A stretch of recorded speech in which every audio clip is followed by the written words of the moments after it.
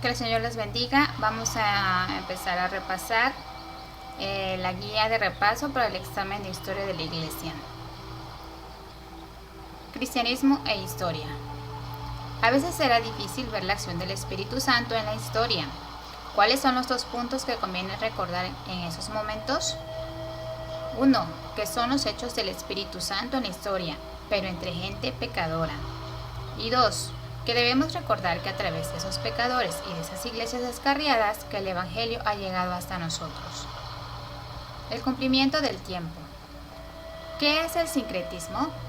Es la mezcla indiscriminada de religiones y decían, aunque los dioses tenían distintos nombres, todos eran lo mismo. ¿Cuáles son las 2 tradiciones filosóficas en las que los cristianos encontraron apoyo para defender su fe y por qué se apoyaron en ellas? La tradición platónica, quien hablaba de un Dios supremo, inmutable, perfecto, etc. Y el estoicismo, que enseñaba doctrinas de carácter moral, que en el universo hay una ley impresa en la razón humana que nos dice cómo comportarnos. La misión a los gentiles. En la página 42 del libro busca, ¿cuál fue el fenómeno que dificultó el paradero de los apóstoles? Consistía en que todas las principales iglesias trataban de reclamar para sí un origen directamente apostólico, por eso decían que ahí había estado o había muerto. En sí, ¿cómo fue llevado a cabo el trabajo misionero? No fue tanto por los 12, sino por otros cristianos que por diversas razones, persecución, negocios o vocación misionera, iban de lugar en lugar llevando su fe. Los primeros conflictos con el Estado. Hace un breve resumen de la persecución bajo Nerón. Llega al poder en el año 54, el 18 de julio del 64. Hay un terrible incendio que destruye buena parte de Roma. Y 2 de los barrios que no se quemaron es donde vivían los judíos y cristianos. Y a Nerón se le hizo fácil culparlos a ellos cuando se cree que él fue el que lo ocasionó para culpar a los cristianos y perseguirlos. La persecución fue el capricho de Nerón y los llevaron a los circos a las peores torturas. La persecución en el siglo II. ¿Cuál es la hermosa respuesta que Policarpo de Esmirna le diera al juez cuando éste le dijo que si juraba por el emperador y maldecía a Cristo quedaría libre? Llevo 86 años sirviendo a Cristo y ningún mal me ha hecho. ¿Cómo he de maldecir a mi rey que me salvó?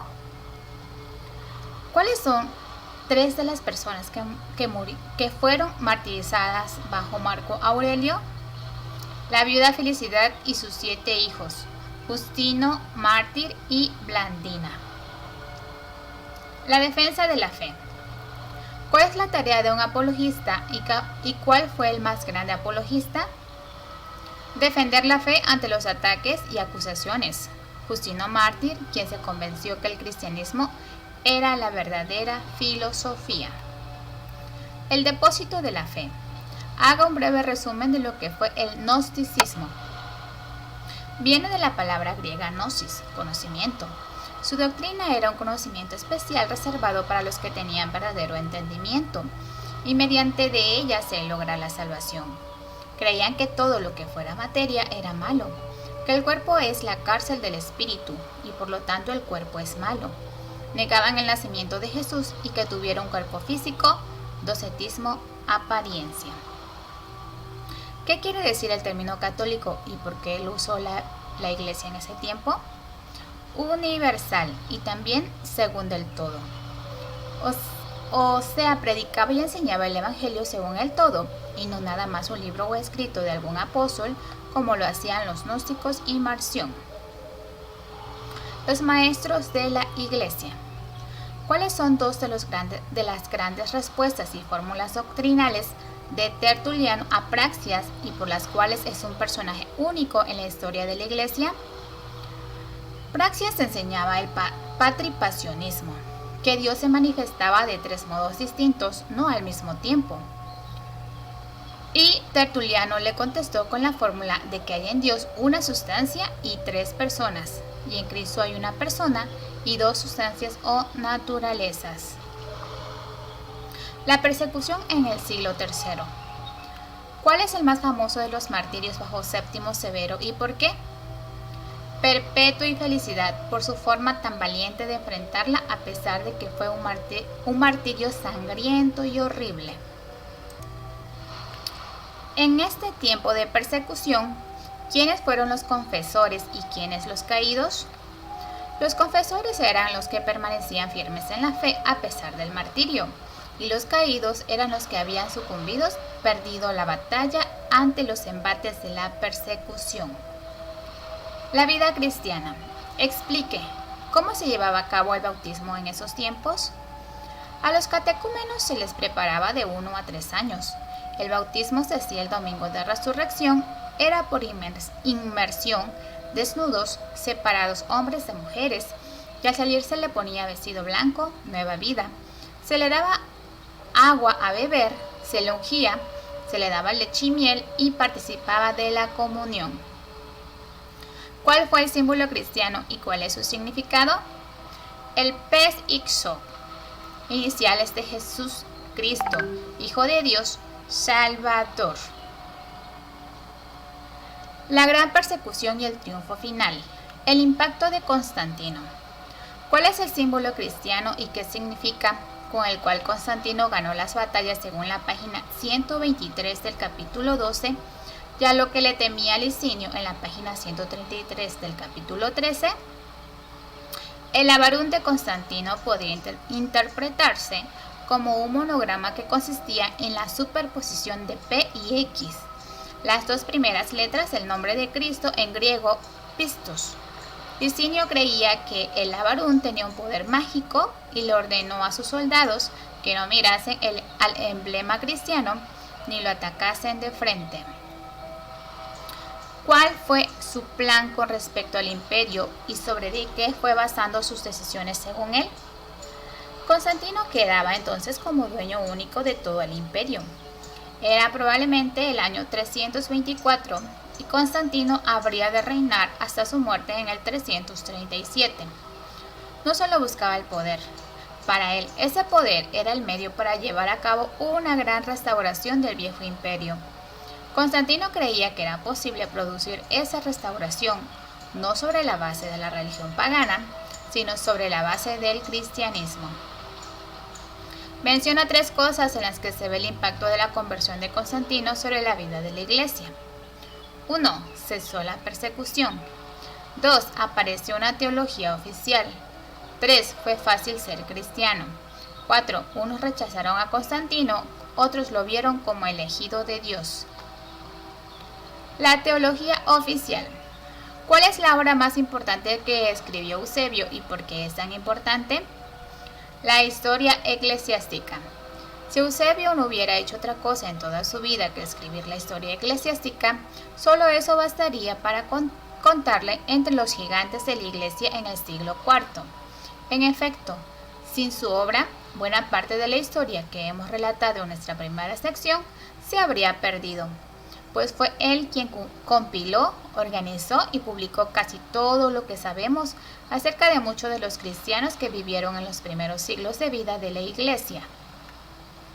La reacción monástica.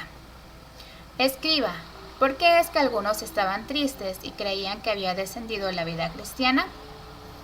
La puerta estrecha de que Jesús había hablado se había vuelto tan ancha que las multitudes se apresuraban a pasar por ella. Muchos en busca de posiciones y privilegios, sin tener una idea del significado del bautismo o de la fe cristiana. Los obispos competían en pos de las posiciones de más prestigio. Los ricos y los poderosos parecían dominar la vida de la Iglesia. La cizaña crecía junto al trigo y amenazaba ahogarlo.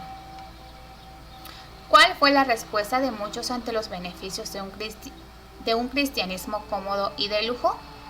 Huir de la sociedad humana, abandonarlo todo, subyugar el cuerpo y las pasiones que dan ocasión a la tentación. Y así, al mismo tiempo que la iglesia se llenaba de millares de gentes que pedían el bautismo, hubo un verdadero éxodo de otros millares que buscaban en la solitud la santidad. ¿Cuáles son las ideas, ejemplos y doctrinas que desde afuera de la iglesia impulsaron el movimiento monástico? La Iglesia recibió ideas, ejemplos y doctrinas que también impulsaron el movimiento monástico. Buena parte de la filosofía clásica sostenía que el cuerpo era la prisión o el sepulcro del alma, y que ésta no podía ser verdaderamente libre sino en cuanto se sobrepusiera a las limitaciones de aquel. La tradición estoica, muy difundida en esta época, enseñaba que las pasiones son el gran enemigo de la verdadera sabiduría, y que el sabio se dedica al perfeccionamiento de su alma y de su dominio sobre las pasiones. ¿De dónde viene la palabra monje y el término anacoreta? La palabra misma monje viene del término griego monachos, que quiere decir solitario. Uno de los principales móviles de los primeros monjes fue vivir solos, apartados de la sociedad, su bullicio y sus tentaciones. El término anacoreta, por el que pronto se les conoció, quiere decir retirado o fugitivo. Para tales personas, el desierto representaba un atractivo único. ¿Quién es el monje más famoso de esos tiempos y que después llegase a ser un santo de la Iglesia Católica? Martín de Tours. La controversia arriana y el concilio de Nicea. ¿Entre quiénes comenzó la controversia y cuál era la cuestión importante de ella? La controversia surgió en la ciudad de Alejandría, cuando Licinio gobernaba todavía en el este y Constantino en el oeste. Todo comenzó en una serie de desacuerdos teológicos entre Alejandro, obispo de Alejandría, y Arrio, uno de los presbíteros más prestigiosos y populares de la ciudad. Aunque los puntos que se debatían eran diversos y sutiles, toda la controversia puede resumirse a la cuestión de si el Verbo era coeterno con el Padre o no. La frase principal que se debatía era si, como decía Arrio, hubo cuando el Verbo no existía.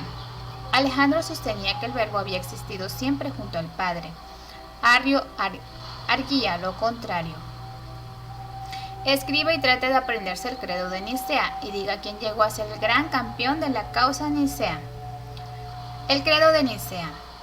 Creemos en un Dios, Padre, Todopoderoso, Hacedor de todas las cosas visibles e invisibles, y en un Señor Jesucristo, el Hijo de Dios, engendrado como el unigénito del Padre, es decir, de la substancia del Padre, Dios de Dios, luz de luz, Dios verdadero de Dios verdadero, engendrado, no hecho, consubstancial al Padre, mediante el cual todas las cosas fueron hechas, tanto las que están en los cielos como las que están en la tierra, quien para nosotros los humanos y para nuestra salvación descendió y se hizo carne, se hizo humano y sufrió y resucitó al tercer día, y vendrá a juzgar a los vivos y a los muertos. Y en el Espíritu Santo. El campeón llegó a ser Atanasio. Amén. Aquí vamos a dejar esta primera parte. Vamos a hacer una segunda parte de esta guía de examen. Amén.